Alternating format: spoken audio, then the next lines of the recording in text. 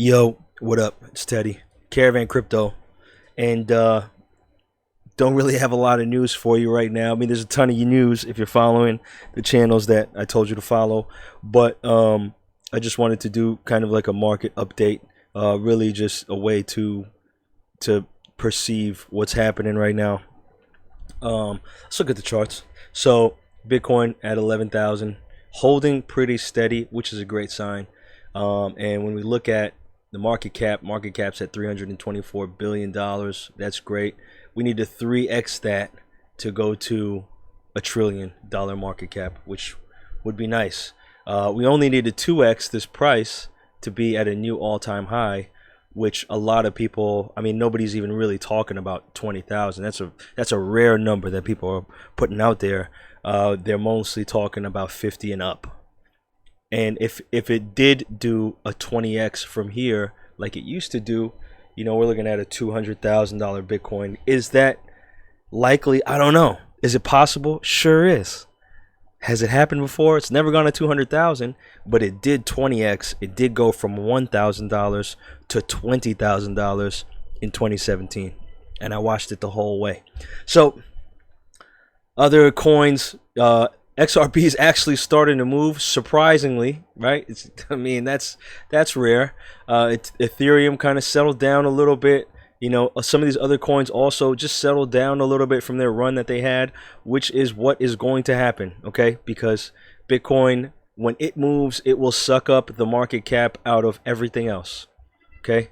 Out of all of this, it's going to suck it right up into its own market cap and push its price. That's how it has to happen with Bitcoin.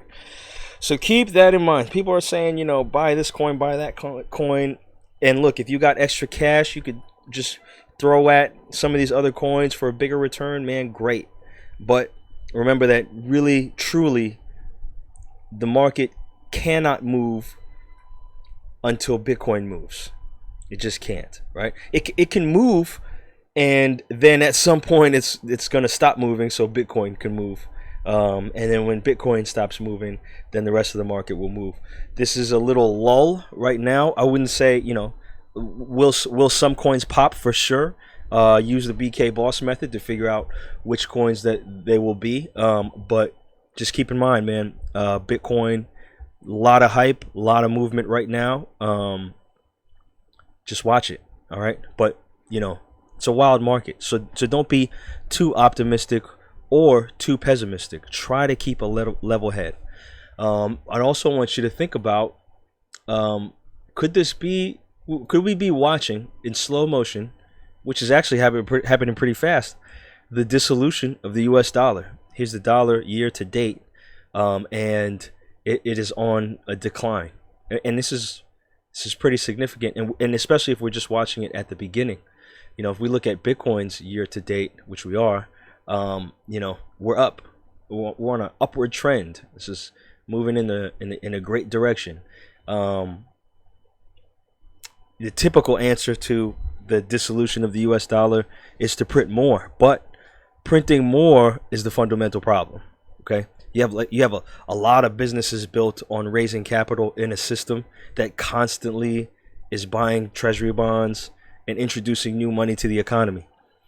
Job loss is at an all-time high. Job scarcity is at an all-time high. If you have a job in this current system of finance where you don't actually do anything, you just push paper around, watch out. There may not be paper to push one day.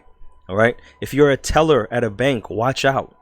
If your position in the machine of global finance is built upon the way we used to do things, not the way things are being done now, or things are going to be done in the future, you need to watch out. All right? We're moving away from regulatory bodies. We're moving towards permissionless systems, and we're moving away from trusted systems that continuously fail, have a great, long, big track record of failing. Okay? Man, that's just the global system of finance in the direction that it's heading as a whole, right? In the structure of it, they are giving away money to buy property right now, left and right. The banks, the lenders, the brokers, the underwriters are just trying to pass as much paper through as possible while the dollar still has value. And we're looking very, very much, 2007, 2008-ish, 2006, when they literally would just give out loans for nothing, right? There's a lot of that is happening now, right? So in some cases, it's worse than it used to be.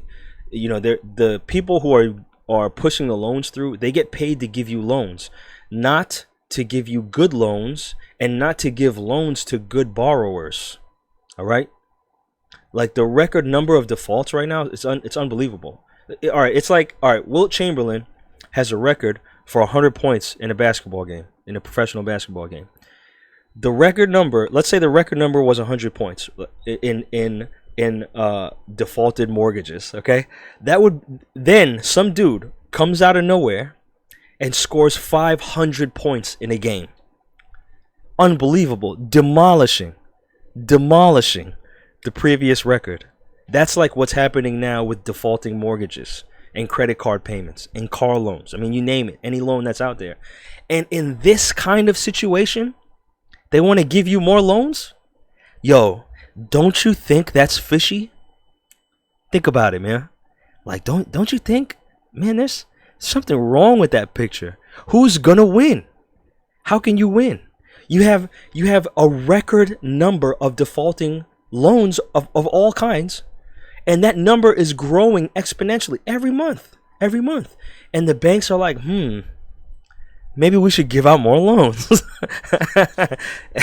Dude, think about it, okay? Think about it. And they're also doing it at all-time high prices for homes, dude. Remember, like the mortgage broker, the underwriter, the realtor, they get paid a percentage of what they sell. The higher they sell the home for, the more of a percentage they get, or the same percentage they get, but the larger that amount is in that percentage. So, buying a home in this market is like a guaranteed way to have a high payment for the next 30 years. If you could afford it. And if you could afford it, great. Okay, this is not, you don't have to worry about that. Buy any home you want if you can afford it. But if you know that at some point in the next 30 years, you may have some struggle financially. If you know that there's a high likelihood within the next 30 years, man, it's probable that you're gonna have some financial trouble. If you know that, then be very careful about buying something right now. I know everybody wants to be a homeowner. You want to have a house that's yours. All the dope things that come with owning a house. Be careful though, bro. Be careful. All right. Think very logically, mathematically, and without emotion, because who knows what's gonna happen, man? Who knows what's gonna happen? And if you can make it through this impending market crash, I mean the worst crash we will have ever seen.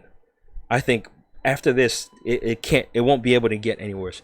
If you can live through and struggle through that market crash and have some great credit or some liquid to put down, you should be able to buy something at a very discounted price. Look, the crypto market is just beginning. All the other markets are at its end, except for like gold, silver. Those things are just beginning too. But all these other markets, dude, it's done. They're done. Okay? And I say all that to say that Bitcoin, before that, the US dollar is dropping in value drastically, right? You got unemployment is 5 and 6 times worse than the worst times, right? The economy is at a standstill either by health regulations or fear of a global pandemic. Stocks are continuously inflating with printed money. They're cutting unemployment benefits down. Gold is up. Gold is actually up, which is great. People are exiting the system.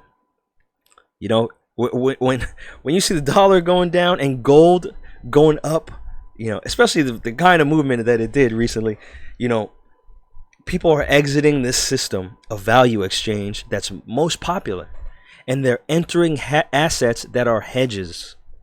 A hedge is when you want to protect yourself. In the Bible, God told the devil, hey man, you ain't tried Job yet. And the devil was like, well, that's because you got that hedge around him, so I can't get to him. A hedge is a measure of protection of your value. Think about, what kind of financial hedge do you have? Do you have any? Do you have any kind of financial hedge? This is something you really got to think about, man.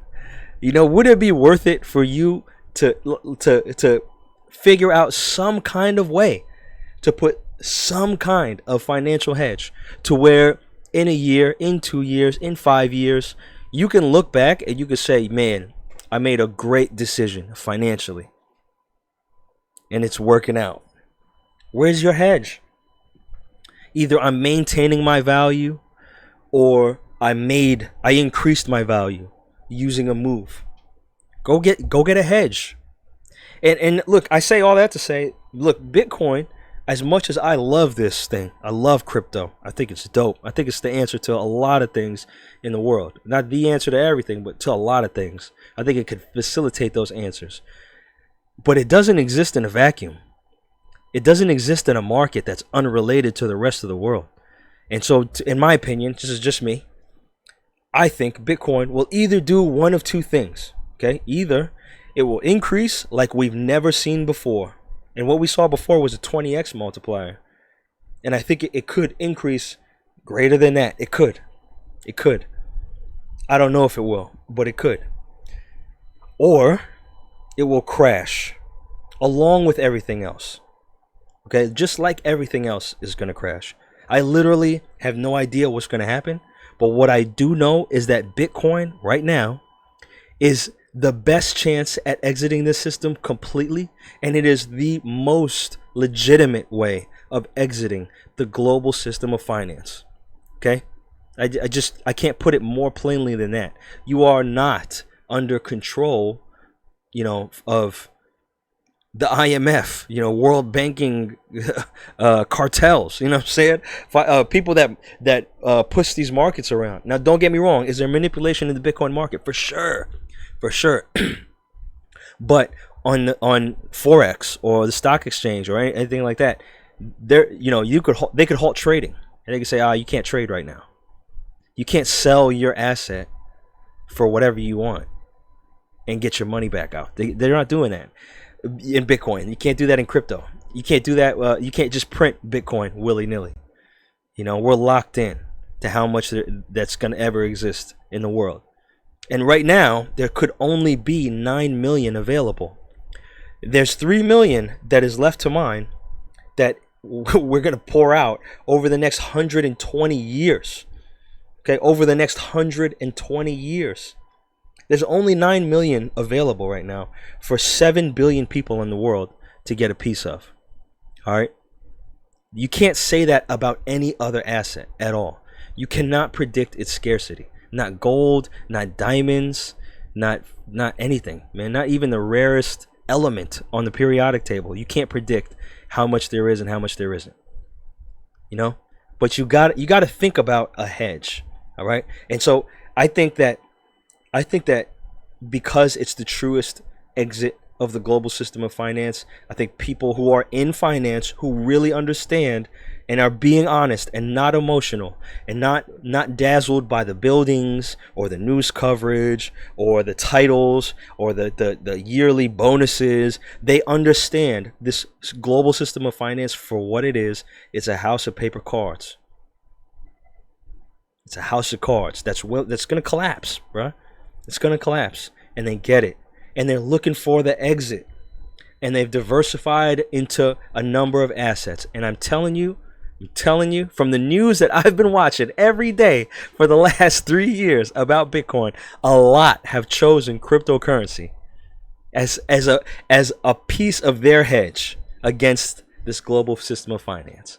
All right, look, man, I really truly believe we are watching this game of global finance. You know, it's legitimately at its end. And they're going to pull some kind of maneuver. They got a few little tricks in their bag, little tools in their tool chest, and they're gonna pull some kind of maneuver to send it into overtime. But it's up to the people if they want to play anymore. If people don't want to play anymore, then they got no choice. If they don't want to do something else, then this system is done. And you have to know what you should do with your money now more than ever. Don't just blindly follow some random guy on YouTube that you're listening to right now. Don't just hear whatever coin people are pushing. Seriously, do your own research. Take the time to learn. All right, learn. Then take action and be patient. All right. Look, I hope all is well with y'all. Please stay safe, stay healthy, save money, buy food and water. Keep it in your homes. Get to know your neighbors, help each other, think about each other, check up on each other, work together, you know? But yeah, I'll see you in the next video. Keep watching the markets. All right, peace.